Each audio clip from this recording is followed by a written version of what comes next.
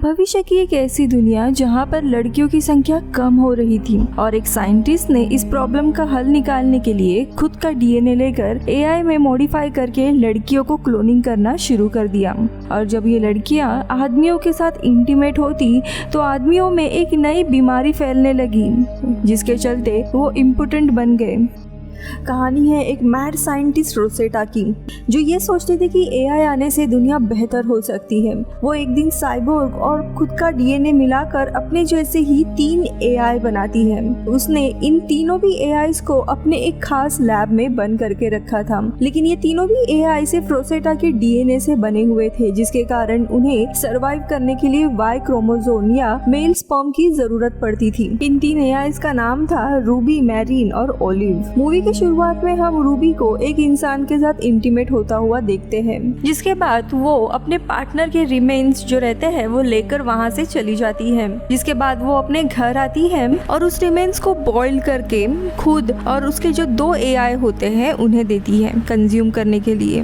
इसके बाद वो तीनों भी रोसेटा का डीएनए का एक एक इंजेक्शन लेते हैं और वो सो जाते हैं। तो यहाँ पे रोसेटा को हम देखते हैं जो अलार्म के कारण नींद से उठती है और अपने लैब में आती है। तभी उसका बॉस क्रिक आता है और उससे पूछता है कि हमें इस थ्योरी को प्रूव करने के लिए, यानी कि हमें एआई बनाने के लिए कितना टाइम लग सकता है। लेकिन रोसेटा यहाँ पे झूठ कहती है और कहती है कि इसको तो सालों लग जाएंगे, क्योंकि उसने वो एआई खुद के लिए बनाए थे, क्योंकि जिंदगी में वो खुद काफी अकेली थी। वहीं दूसरी जगह हम उसी इंसान को देखते हैं जिसके साथ रूबी इंटीमेट हुई थी। वो एक डॉक्टर के पास जाता है क्योंकि उसके माथे पर एक बारकोड जैसे निशान आ गया था और साथ ही वो अब इम्पोर्टेंट हो गया था। डॉक्टर उसे ऑब्जर्व करता है और उसके लास्ट इंटरकोर्स के बारे में उससे पूछता है, लेकिन यहाँ पे डॉक्टर को समझ नहीं आता कि अचानक से ये इम्पोर्टेंट क्यों हो गया है। इसी दरम्यान रोसेटा देखती है कि रूबी के शरीर में वापस से क्रोमोसोम की मात्रा कम हो गई है और इसीलिए वो जानबूझकर उसके दिमाग में रोमांटिक मूवी का कुछ इंटीमेट सीन डालती है।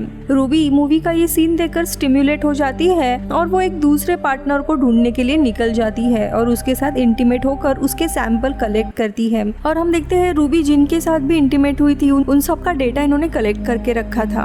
अब रोसेटा एक दिन रूबी से बात कर रही होती है, तभी रूबी उसे बताती है कि उसने एक नया प्रोग्राम, एक नई लैंग्वेज सीखी है। अब इन सब से रोसेटा थोड़ी चौंक जाती है, क्योंकि अब रोसेटा को पता चल गया था कि ये तीनों भी उसके हाथ से बाहर जा रहे हैं। वो एक एआई है और सारी चीजें सीख रहे हैं, जिसके कारण वो दौड़ते हुए क्रिक के पास आती है कि हम जो डीएनए की रिसर्च कर रहे हैं उसमें अगर इंसानों का डीएनए यूज किया गया तो क्या होगा, क्योंकि ये लोग अभी तक जानवरों के डीएनए पर ही रिसर्च कर रहे थे। लेकिन क्रिक उसे बताता है कि तुम गलती से भी अपने इस रिसर्च में खुद का डीएनए यूज मत करना, ये बहुत ही इलीगल है। लेकिन रोसेटा ने ऑलरेडी 3 क्लोन्स बनाए हैं, इसके बारे में वो कुछ भी नहीं बताती। और घर आने के बाद वो सबसे पहले इन तीनों का भी जो सॉफ्टवेयर होता है उसमें से सेल्फ रेप्लिकेटिंग ये प्रोग्राम निकाल देती है, यानी ये तीनों भी खुद को रेप्लिकेट नहीं कर सकते। और इस बात से इन तीनों में से जो मारियान होती है उसे बहुत ही ज्यादा गुस्सा आता है, क्योंकि वो खुद को इंसानों से बेहतर समझती थी। अब यहाँ पे रूबी वापस से बाहर जाकर एक नए पार्टनर को अपना शिकार बनाती है। अब मरीन घर पे आने के बाद हम देखते हैं कि वो अक्सर ऑनलाइन मॉडल्स को देखकर उन्हीं की तरह तैयार होना चाहती थी, उनके जैसे कपड़े पहनना चाहती थी। और रोसेटा को बिना पूछे उसके कंप्यूटर को स्कैन करके उसके क्रेडिट कार्ड की इंफॉर्मेशन लेकर वो ऑनलाइन शॉपिंग भी करती है। वही दूसरी तरफ हम देखते हैं रूबी जितने भी पार्टनर्स के साथ इंटीमेट हुई थी उनके सर पर अब एक बारकोड जैसा बन गया था, और इतने सारे पेशेंट होने के कारण अब डॉक्टर हायर अथॉरिटीज को ये डेटा भेजते हैं और एजेंट हुपर को इन सब की इन्वेस्टिगेशन के लिए बुलाया जाता है।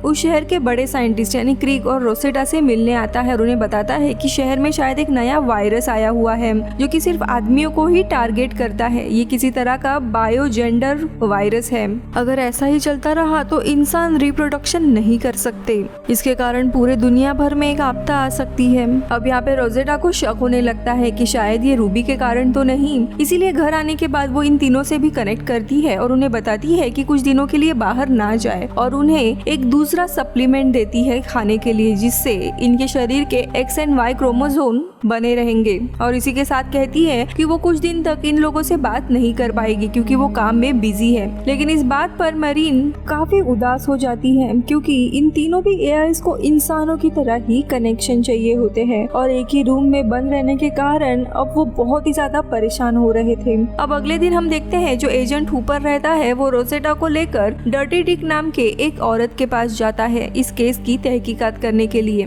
वहाँ पे हुपर उसे बताता है कि अभी तक 35 आदमी हैं जिन्हें आइसोलेट किया गया है, क्योंकि उनके सर पर एक बारकोड जैसा नंबर आ गया है और सभी ने लास्ट इंटरकोर्स जिसके साथ किया था वो एक ही लड़की है। अब यहाँ पे रोसेटा को समझ जाता है कि ये रूबी के कारण ही हो रहा है और वो थोड़ी परेशान होने लगती है और उसे सस्पिशियस होता देख डर्टी डिक नोटिस कर लेती है। वहीं हम देखते हैं मैरीन की हालत काफी खराब हो रही थी, क्योंकि उसके शरीर के X और Y क्रोमोसोम कम हो रहे थे और जो सब्स्टिट्यूट रोसेटा ने दिया था वो काम नहीं कर रहा था। ये देखकर रूबी फिर से बाहर एक पार्टनर को ढूंढने के लिए चली जाती है, जबकि रोसेटा ने उसे बाहर जाने के लिए मना किया था। इसके बाद रूबी बहुत सारे मेल के साथ इंटीमेट होती है और वापस आकर उन्हीं सप्लाई का इंजेक्शन वो मैरीन को देती है।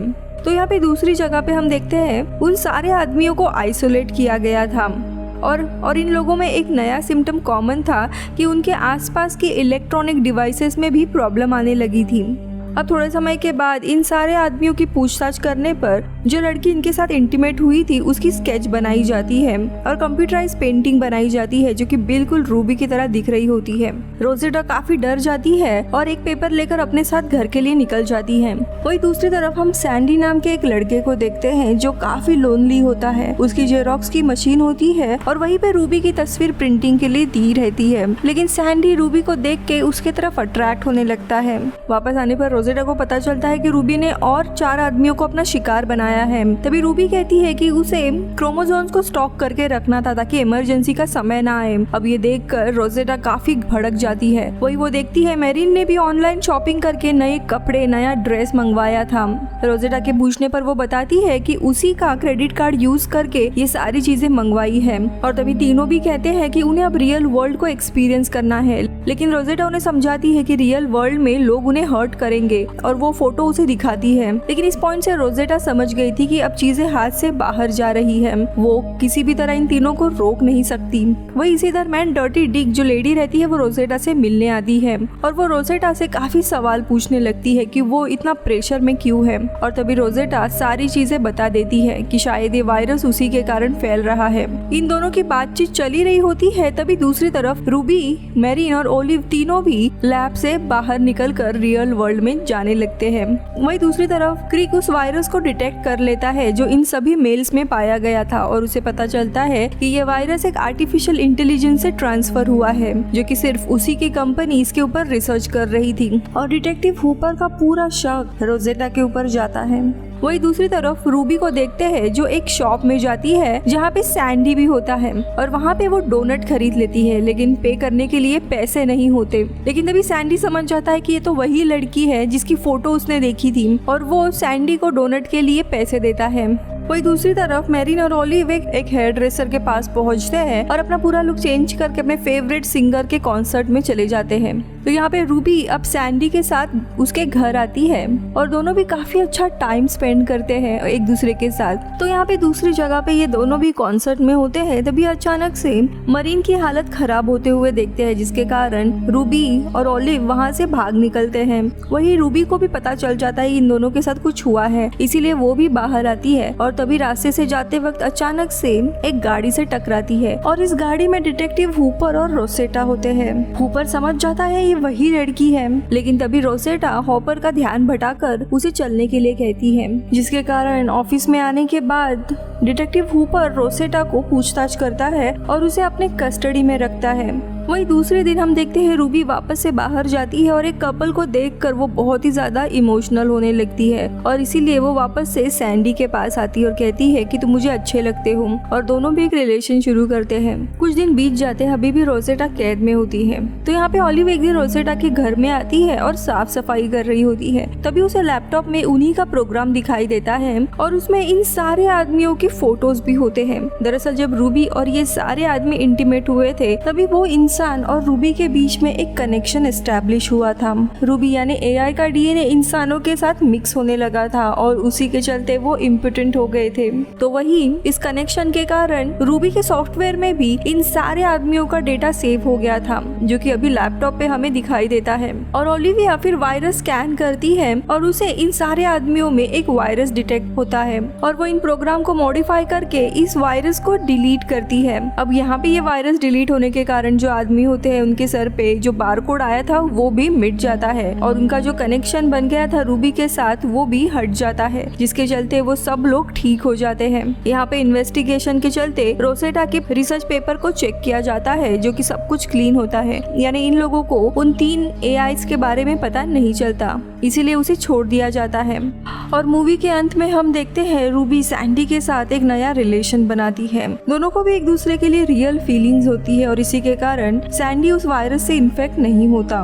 उसी के साथ मैरीन और ओलिव दोनों भी काफी बोर हो रहे थे, इसीलिए वो अपने कंप्यूटर को अपग्रेड कर देते हैं और जो सेल्फ रेप्लिकेटिंग प्रोग्राम होता है वो भी ऑन कर देते हैं, जिसके चलते वो अपने जैसे और भी AIs को बना सकते थे। यानी कि भविष्य में इंसानों के लिए वो वायरस का खतरा अभी भी था और रोसेटा चाहकर भी इन तीनों को अब मिटा नहीं सकती थी और मूवी खत्म होती है। Bye bye.